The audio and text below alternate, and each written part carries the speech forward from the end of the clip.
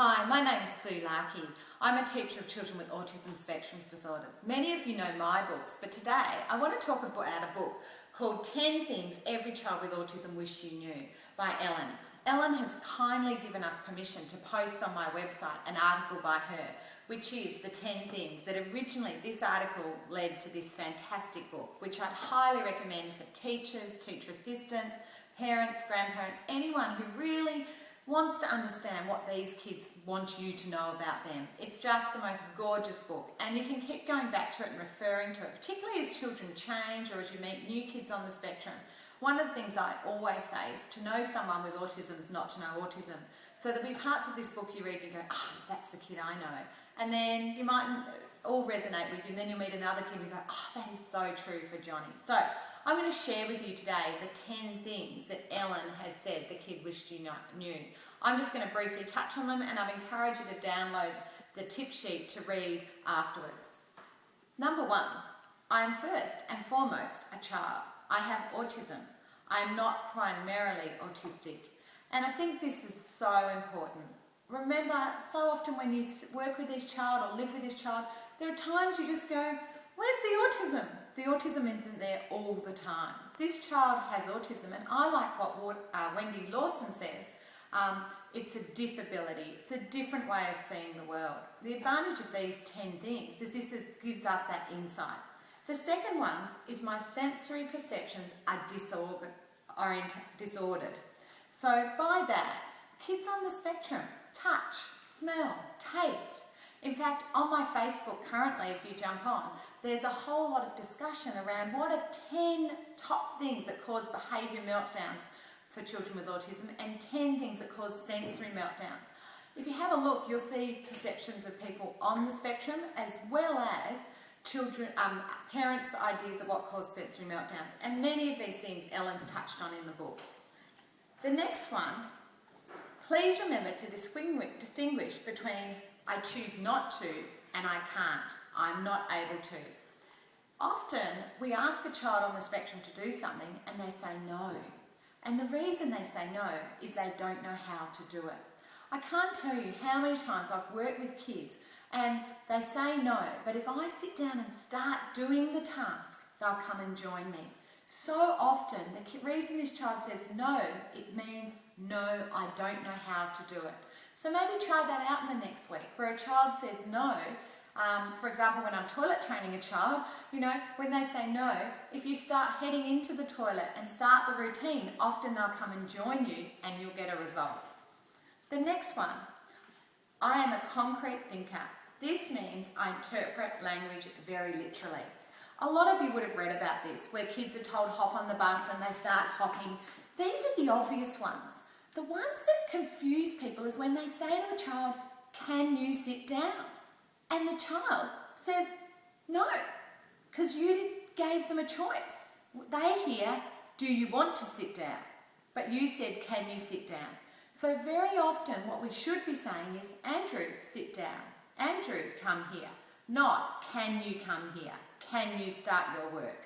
Because those words are interpreted literally and the child hears there's a choice whether they do those actions. The next one, number 5, please be patient with my limited vocabulary. Now this is a fascinating one because particularly Aspergers kids often have a huge amount of language and people assume that the child understands. But very often they need time to process and to think. And in busy families and schools, that can be really hard. Number 6, because language is so difficult for me, I'm very visually orientated, as really links into the last one. Whenever you can use a visual, use them. Now, a visual doesn't have to be a photo or a black and white picture. A visual can just be you pointing to something or you signing to come. Just giving them little prompts or gesture along the way can make the world of difference. Number 7, please focus and build on what I can do rather than I can't do. Well, isn't that true for all of us? None of us like being told all the time the things we can't do. This week, why don't you catch a child with ASD doing the right thing? So say on that time the child has huge trouble sitting. and they're crawling around. When they do sit, even if it's for 5 seconds, catch them in that second. Or when a child puts their hand up who calls out, call on them straight away, no matter what you're doing. Give them an opportunity to be successful. Point out where they do the right things. I think this also builds a great relationship with the kid and rapport, and these kids want to know you're a big fan of theirs. Number 8, help me with social interaction.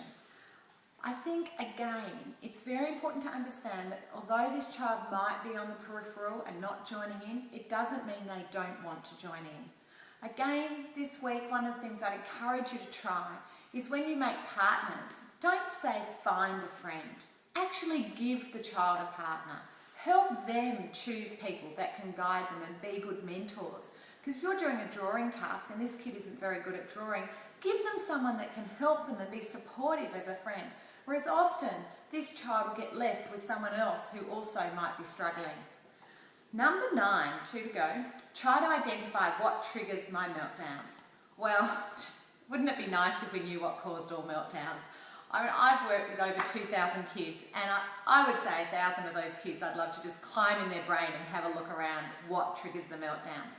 I don't always know what triggers meltdowns, but what I've got better at is noticing the changes in their body language, their shoulders going up, the look in the eye, little gestures, or even words they might use that indicate meltdowns. Again, on my Facebook page, currently is this lovely conversation around what causes meltdowns, and I'd encourage you to have a look at that.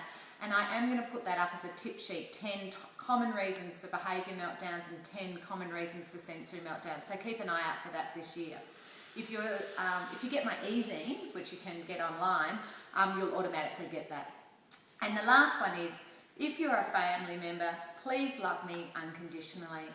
I wanted to just quickly tell you a story about a little boy, Ricky, I work with. I'll never forget, parent-teacher interview about week 3. His mum came in and we sat down and I was telling her what a delight that it was to have Ricky in my class and all the things I really enjoyed about him and that I loved him. And his mum burst into tears. And I said, what's wrong? She said, Sue, no one in my family has ever said they love Ricky. Not his grandparents, not, my sister. Everyone struggles to understand Ricky. They're always saying, why does he do that? How come he did that? What are you doing about this? You're the first person to ever say you love him. And for a mother, I think that's a huge thing that you notice if people don't like your kids. So for me, I really believe that a lot of families throughout Australia and New Zealand currently will be doing their IEP meetings. Can you please start those meetings off with the good things about this kid, the things they've achieved, what they got through last year, the accomplishments, the things you notice, but absolutely come from love. Because when you love these children and they know it, they get an instant bond with you and rapport. So best of luck. I hope that you get a chance, if you've got the book, grab it out and reread it to remind you about some of the things. But also I'd really encourage, if you don't have the book, to have a good read of it. It's really brilliant. Parents, if you've got it, share it with teachers. I think it's a great insight for many parents and professionals working with our kids. Best of luck. Thank you.